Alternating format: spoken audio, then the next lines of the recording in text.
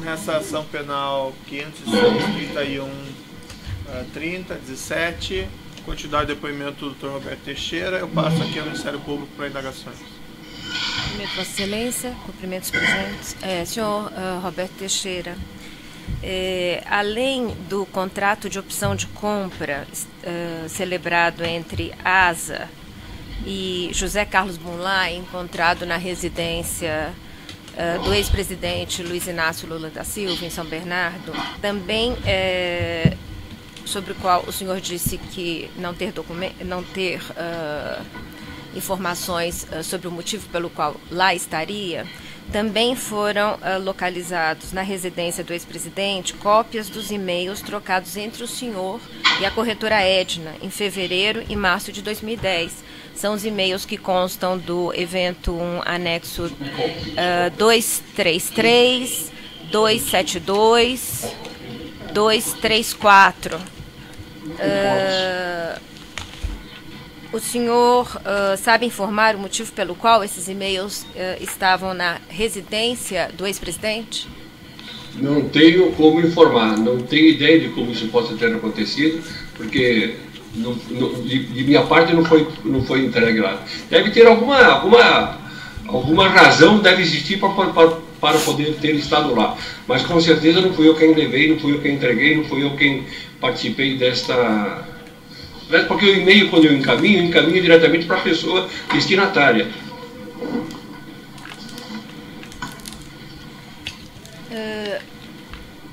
O senhor disse aqui, então, que participou do contrato de compra e venda entre ASA e Glaucus, datado de 1 de junho de 2010. O senhor recebeu honorários por quando celebrou este contrato? Eu já respondi essa pergunta.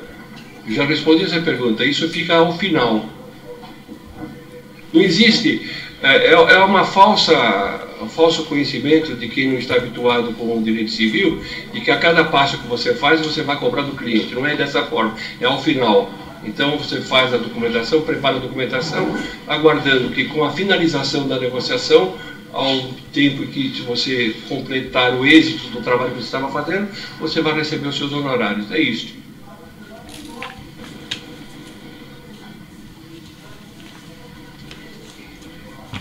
Não é de causar estranheza, coisa muito simples. Com relação ao contrato de cessão de instrumento particular de cessão de direitos e obrigações sobre contratos de compra e venda, instrumento particular de transação objetivando solução de litígio e requerimento judicial de compensação amigável e outras avanças, é o documento constante do evento 1, anexo 240, datado de 10/9/2010, apenas esse registro de fato com relação aos depoimentos prestados. O senhor Demerval, que informou ao juízo que este documento foi celebrado com data retroativa. O senhor, então, com relação a essa afirmação de Demerval, ela não corresponde à verdade? O que corresponde à verdade é a data que está no documento, porque eu não faço documento retroativo. Essa é a verdade como eu a conheço, como eu participei. E o senhor poderia esclarecer o motivo pelo qual a escritura de compra e venda celebrada em 24 de novembro de 2010, que refere-se a uma série de documentos que deram esteio a essa escritura, ela não refere esse instrumento particular de cessão de direitos e obrigações? Refere-se ao contrato de compra e venda de 1 de junho de 2010, a escritura refere-se ao instrumento particular de transação objetivando solução de litígio judicial, refere-se a um instrumento particular de composição amigável e refere-se, inclusive, ao instrumento particular de indicação de outorga de escritura de venda e compra de 16 de setembro, mas não refere-se a esse contrato particular de cessão de direitos e obrigações, que estabelecia valores a serem recebidos pelo seu cliente Glaucus. A organização dessa documentação e desse rol é feito juntamente com o tabelião. É absolutamente... É um ato normal de rotina isso daí. Você relaciona os documentos que foram importantes para a aquisição, para a titulação do comprador final. É isso. Não tem razão nenhuma. Tanto é verdade que todos os documentos são públicos, são publicizados, vai? Aí, não era necessário que, não era necessário que na escritura estivesse lá previsto, já estabelecido o valor recebido pelo seu cliente? Excelência, tanto não é necessário que foi lavrada a escritura dessa forma e foi registrada. Se fosse absolutamente necessário, o cartório de registro de imóveis teria recusado. Ou seja, discutir agora que a forma tabelioa, a linguagem tabelioa e a forma dos documentos foram apresentados para poder outorgar a escritura lavrada, a mim me parece até despiciando, não há necessidade, porque o resultado prova que estava absolutamente correto o que nós fizemos. O senhor aqui afirmou que vinha estabelecendo tratativas com o senhor Glaucus e a DAG com relação a esse imóvel da Rua Berbeck, e surgiu o interesse da empresa Odebrecht Realizações, na aquisição desse terreno. O senhor afirmou isso aqui ao juízo. Eu não compreendi como a Odebrecht Realizações ficou sabedora de que o senhor já tinha atuado na celebração de um contrato entre ASA e Glaucus. De que forma ele soube? Pelo que eu soube, o senhor José Carlos Bunlai, ele teria procurado pelo Marcelo Odebrecht com essa finalidade de formação de pool de empresas para poder montar o Instituto Lula, e nesse momento deve ter dito a respeito da existência desse imóvel que ele tinha conhecimento, a ponto de depois o Paulo Melo entrar em contato comigo dizendo que havia sido mandatado pelo Marcelo para poder ultimar essas providências neste negócio imobiliário ou, se fosse o caso, para a destinação do Instituto Lula. Eles estavam inicialmente adquirindo, comprando, pondo dentro do patrimônio deles, e depois estariam a destinação. Desta forma, Excelência. Foi o senhor Bunlai, então, que avisou o senhor que Paulo Melo o procuraria a propósito desse imóvel? Não foi isso que eu disse. Eu disse ao contrário. Eu disse que o Paulo Melo me ligou dizendo que o Marcelo Odebrecht havia dado essa informação para ele, para que ele me procurasse a respeito desse imóvel. E ele se fazia acompanhar por João Alberto Louveira? Eu não sei se no primeiro momento ele veio com o Louveira ou não, mas o Louveira foi uma espécie assim de executor. Ele fazia, digamos, ele tomava as providências administrativas necessárias, todas que fossem necessárias. Era mais ou menos essa a função do senhor Louveira. Ele era muito competente nesse sentido. Quantas vezes ele esteve no seu escritório? Eu não saberia dizer, não tenho condições. No meu escritório entram pessoas diariamente, uma certa quantidade. Eu não saberia dizer para você quantas vezes. Mas eu diria uma vez, você o seguinte, todas as vezes, foram tantas quantas necessárias para que pudesse complementar esse negócio e obter esse êxito que nós obtivemos do ponto de vista jurídico. Isso eu posso afirmar a você. O senhor Demerval Guzmão... Você não. Posso prosseguir? O senhor Demerval Guzmão, em depoimento ao juízo, informou que no primeiro contato que estabeleceu com o senhor, levado por Paulo Melo, houve a afirmação do senhor que haveria pagamentos por fora, na presença de ambos. Não, isso não existiu. Isso não existiu. Eu já expliquei que o documento que havia sido feito, ele era por si só executável. Ele independia de qualquer outra providência. Se os promitentes vendedores eles não quisessem cumprir ou tentassem fugir do compromisso, nós teríamos condições jurídicas de buscar este imóvel, de exigir o cumprimento.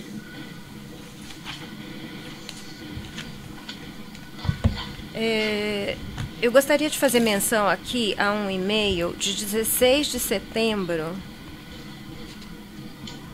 Não, de 1 de setembro de 2010, enviado, que consta dos autos, os seus advogados, talvez, e provavelmente tenham exibido ao senhor, enviado por Marcelo Odebrecht para sua secretária, com o assunto AP. É um e-mail que está reproduzido no relatório 124/2016, evento 1, anexo 127, na página 72, e a mensagem Roberto Teixeira confirmaram na sexta-feira, às 17 horas, no escritório de AP.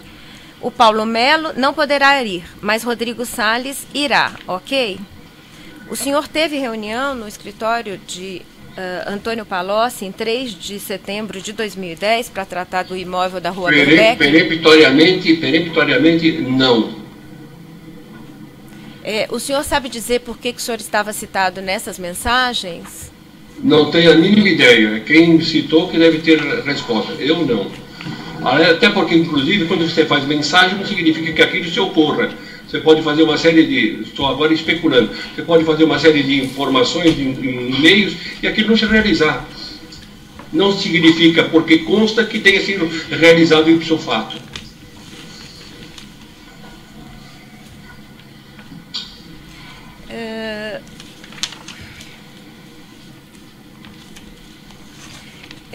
Esses diversos instrumentos aqui constantes dos autos, os contratos de compra e venda, o contrato este de cessão de direitos e obrigações, em todos eles, aqui na maior parte deles, figura Ivete Aparecida Florentino e Nilva Maria de Oliveira como testemunhas desses instrumentos. O senhor poderia dizer quem são essas pessoas? Inicialmente, observe o seguinte: a quantidade de documentos que foram feitos ao longo desse tempo todo a demonstrar a dificuldade que havia jurídica sobre o imóvel. Ou seja, trabalhamos bastante. Essas duas pessoas são funcionárias do escritório, elas atestam a existência do ato só. Elas estão presentes no momento da assinatura, não? Elas atestam que esse fato foi realizado no escritório naquele momento. Essa é a função da testemunha instrumentária.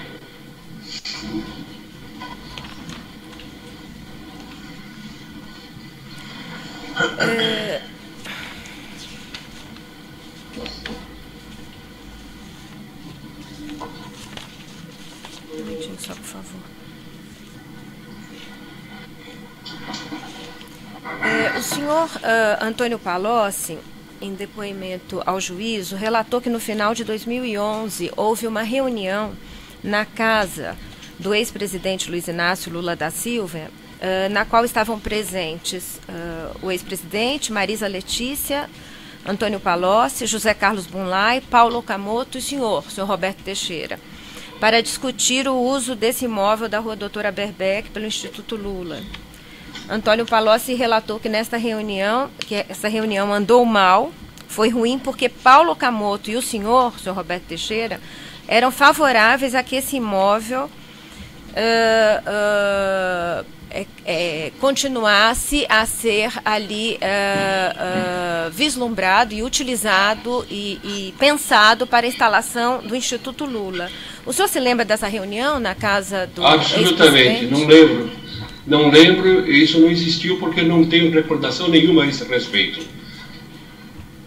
Inclusive foi bem posterior ao término dos meus trabalhos sobre esse assunto. Porque eu terminei meu trabalho em 2010, quando da lavratura da escritura, e esse fato que estão dizendo aí teria sido ocorrido quase que um ano depois. Então, não ocorreu essa reunião, então? Isso não. Afirma. Nenhuma outra reunião, nenhum outro local? Vou explicar. Comigo não aconteceu. E volto a repetir novamente, porque não era eu responsável ou não tinha nenhuma influência sobre eventual imóvel para o Instituto Lula.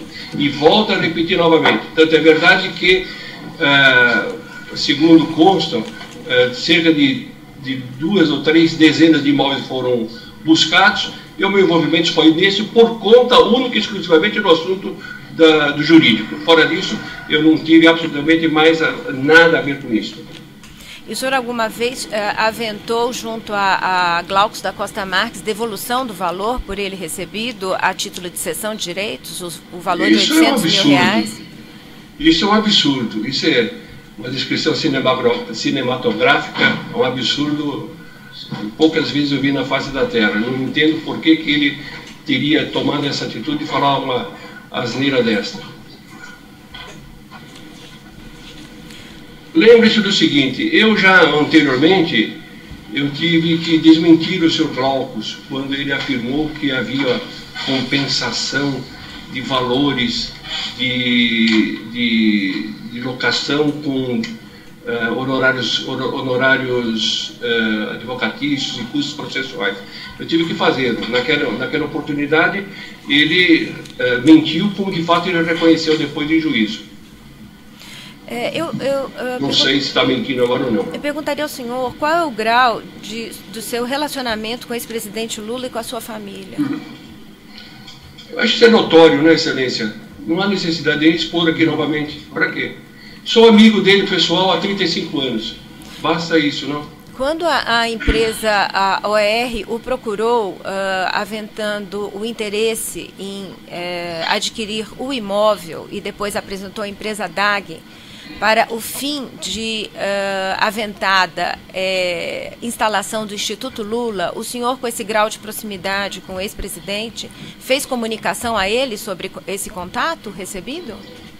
Bom, vamos lembrar novamente que ele era o presidente da República do Brasil, morava em Brasília e tinha o país todo para cuidar. Ele não tinha que dar atenção para mim. É lógico que eu não conversei com ele, porque de minha parte não cabia a mim entrar nesse mérito da questão. Eu estava atuando e o meu foco era a parte jurídica, a parte do direito imobiliário. Era esse o meu foco, apenas esse é o meu foco.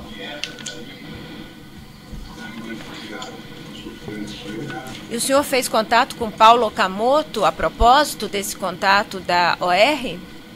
Eu cansei de repetir, vou repetir novamente. Não fiz contato nenhum com Paulo Okamoto sobre esse assunto. Porque está no geral. Cansei de dizer como eu atuei.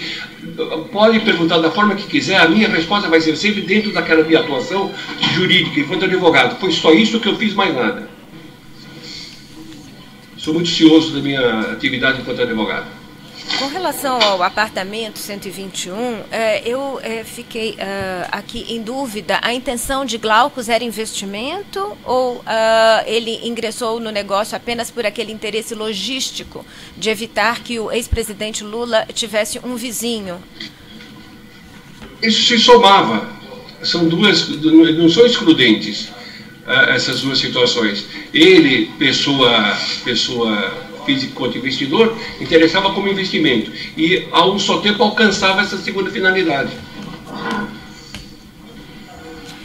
Foi localizado na residência do ex-presidente Lula um bilhete com timbre do seu escritório de advocacia com evento 1, anexo 302, com os escritos à mão: Glaucus da Costa Marques, o número de CPF dele e aluguel 12 vezes 3.500 e uma totalização em reais R$42 mil. Eu não sei se o senhor viu esse bilhete. Eu não me lembro de ter visto esse bilhete, não. Não sei se é possível aqui exibi-lo. Não é possível. Consta dos autos. O senhor o orientava sobre como fazer o lançamento no seu imposto de renda? Se eu não tenho conhecimento desse documento, eu não posso responder a você. Desculpe, a senhora. Exatamente. Desculpe a falha, senhora. Trata-se exatamente do montante lançado no imposto do ano calendário de 2011. O seu escritório orientou sobre o que fazer a propósito desse... Não teve orientação de nossa parte e este documento eu também não saberia dizer. Se eu ouvir e eventualmente reconhecer, eu saberia a razão da existência dele, mas não sei não.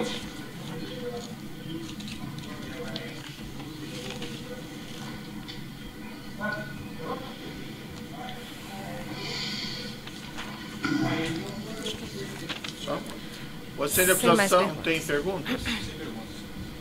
Na denúncia aqui... Pela defesa de Luiz Inácio Lula da Silva, tem questões? Sem perguntas, excelência. Pela defesa de Antônio Palocci, tem perguntas? Sem perguntas. Defesa de Branislav Contic, tem perguntas? Sem perguntas. A defesa de Marcelo Bahia Odebrecht, tem perguntas? A defesa de Paulo Melo, tem perguntas? Sem perguntas. A defesa de Demerval Guzmão, tem perguntas? Sem perguntas. A defesa de Glauco Costa Marques, tem perguntas? Sem perguntas. A defesa do próprio acusado tem alguma indagação? Tem, excelência. Doutor Roberto, antes desta denúncia vir à tona, o senhor já tinha ouvido falar alguma vez da existência de um suposto cartel de empreiteiras voltado a eliminar a concorrência em obras da Petrobras e o consequente pagamento de valores sobrevalorizados da Petrobras? Jamais. A distância é anos-luz. Se é que existe, é ano-luz de distância. Não tenho a mínima ideia. Antes desta denúncia, o senhor tinha ouvido falar alguma vez da existência de um suposto esquema de pagamento de propina para agentes públicos que alegadamente contribuíram para que aquele suposto cartel funcionasse? Jamais, jamais. Deixa eu só dizer uma coisa ao senhor. Eu, durante o período em que o presidente, o Lula exerceu a presidência, eu não tive nenhum contato com nenhum órgão, com nenhuma nomeação, não participei de nenhum órgão consultivo, absolutamente nada. Pode buscar no Diário Oficial, desde o primeiro dia do exercício do mandato dele até o último dia, não vai encontrar o meu nome relacionado a nenhum órgão e nenhuma atividade do Executivo do Brasil. Antes desta denúncia, Roberto, o senhor tinha ouvido falar alguma vez numa combinação suposta combinação entre o ex-presidente Lula e Odebrecht, Marcelo Odebrecht, Emílio Odebrecht, algum acordo para pagamento de propina? Absolutamente nada. Não tenho a mínima ideia sobre esse assunto. Antes dessa denúncia, o senhor alguma vez tinha ouvido falar num Caixa Geral de Propinas da Odebrecht? Igualmente nunca, jamais. É algo que jamais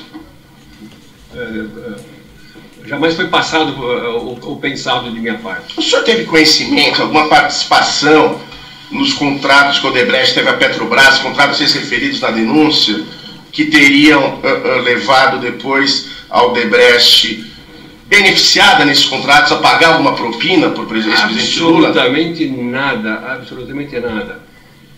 O senhor alguma vez já advogou para a Odebrecht? Não, ao contrário. À época, se a Odebrecht tivesse me convidado, eu teria tido orgulho de trabalhar para eles. Mas, na verdade, por uma dessas coisas que acontecem, eu advoguei apenas contra a Odebrecht. Em 3 oportunidades, eu advoguei fortemente contra a Odebrecht. Contra a Odebrecht, contra a Braskem, contra o grupo deles todos. Eu fui sempre o adversário. Aliás, me parece que o próprio... como é que é o Emílio Odebrecht comentou a esse respeito, que eu sempre estive do lado contrário aos interesses deles. Eu tenho uma última questão. Na sua vida de advogado, como advogado militante, o senhor alguma vez chegou a ingressar com mandado de segurança contra a autoridade da presidência da República, especificamente ocupada pelo ex-presidente Lula? Sim.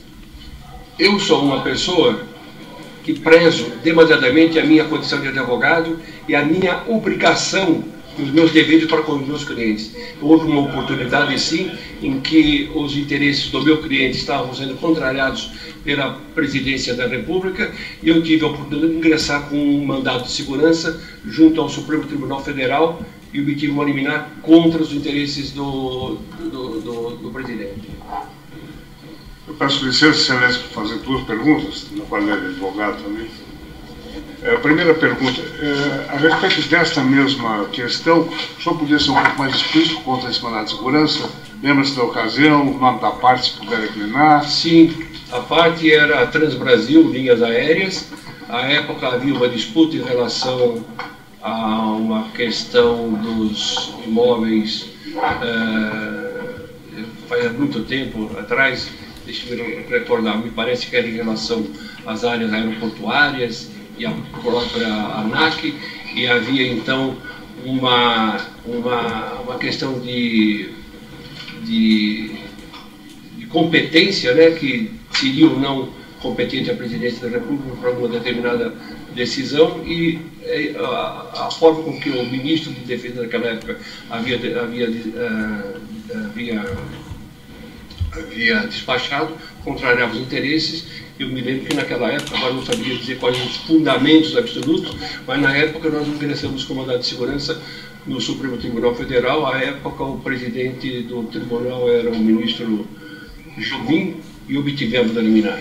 Uma última questão, fruto da minha ignorância em direito civil, direito imobiliário. Porque é meu colega de turma, hein? Perguntado pelo magistrado, pela sua procuradora, a respeito da existência, nesse caso, de alguma quantia dada por fora, o senhor respondeu que não, até porque os documentos tinham força executiva. Não precisaria. Então eu gostaria que o senhor explicasse, explicitasse melhor esse link entre o dinheiro por fora e a sua desnecessidade em face de documentos com força executiva. O que representa isso? O que eu disse que é um absurdo imaginar-se a necessidade de fazer pagamento por fora, porque ela era desnecessária. O documento que havia sido feito por nós, e aí sem falsa modéstia, como eu tenho expertise no direito imobiliário, eu trabalho nisso há muitos anos, eu advogo, para você ter uma ideia, há 49 anos, então ininterruptamente. Então é a minha praia fazer isso, trabalhar no direito.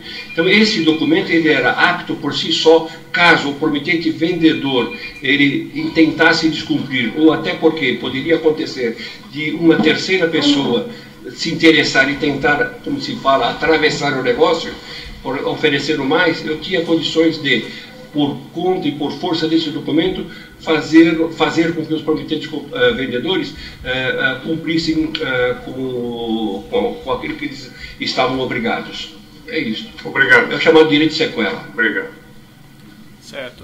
Dois esclarecimentos muito rapidamente, doutor Roberto. O senhor Glaucus, depondo aqui perante a Justiça, mencionou que ele não chegou a despender valores relativamente a essa aquisição imobiliária. Isso confere? Ele realmente não chegou a despender nenhum valor? Confere, porque eu havia dito desde o princípio, no meio do curso da minha exposição, eu havia dito que ele tinha, naquele momento, dois caminhos. Ou rapidamente ele venderia, e era esse o interesse dele, porque até ele havia solicitado que, com a previsão de, por menos, um pouco menos de um mês, da solução, ele fosse informado, porque ele teria interesse em buscar algum comprador.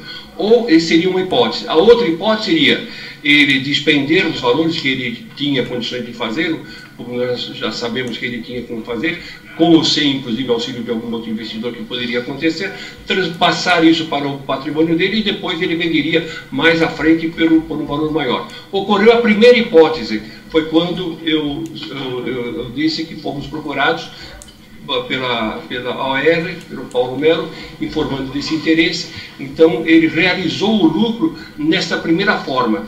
Ele transferiu o grupo de obrigações que ele tinha a favor do prometente vendedor para no caso, cessionário, e ele, enquanto cedente, ficou no segundo grupo de obrigações, em que ele receberia aquele valor de R$1 milhão. Certo. Uma última indagação aqui, acho que até talvez tenha perguntado, se perguntei, peço até escusas, mas chegou a ser celebrado um contrato formal por escrito de honorários entre o doutor e o senhor Glauco Costa Marques? O contrato foi, na verdade, na medida em que ele assina esse instrumento de cessão de direito sobre compromisso de vida e compra a favor da DAG, constou expressamente a obrigação de pagar esses honorários. Então, esse contrato de honorário estava embutido dentro deste compromisso de cessão de cessão de direitos apenas. Certo. E não havia nenhum contrato adicional em relação a isso, então? Não haveria necessidade para isso. Certo. Doutor, gostaria de dizer alguma coisa aí no final do seu depoimento?